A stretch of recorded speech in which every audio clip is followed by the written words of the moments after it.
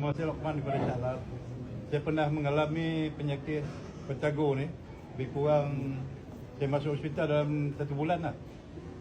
Doktor sahkan saya sebelah telinga saya ni memang tak boleh dengar lah. Kan? Cuma kata orang tu, kita cuba berusaha je lah. Macam-macam ubat dia bagi, dah buat macam-macam lah. Tapi tak ada juga perubahan. Selepas saya dikenalkan oleh Pak ni, Dr. Maimon ni, saya cuba lah, mula saya tak percaya. Kan? Tak percaya benda ni betul ke tak betul. Saya test dalam apa ni, Bifil ni, dalam 4 cc dalam 4 hari lah. Lepas pada tu saya mula dah boleh dengar lah. Banyak perubahan lah. Itu yang saya terkejut juga lah kan. Sampai sekarang ni. Yang pening tu dia dulu saya ni berpusing tau.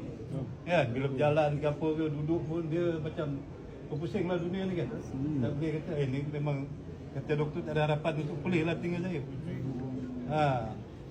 Lama jugalah. Lepas keluar hospital tu, itu hari mula saya jumpa dia pun dia cakap dengan saya pun tak kisahlah benda ni kan. Betul ke tak betul? Kan? Saya cuba-cuba, alhamdulillah lah setakat ni. Pening lah tak ada, pendengar saya pun alhamdulillah lah. Okey lah.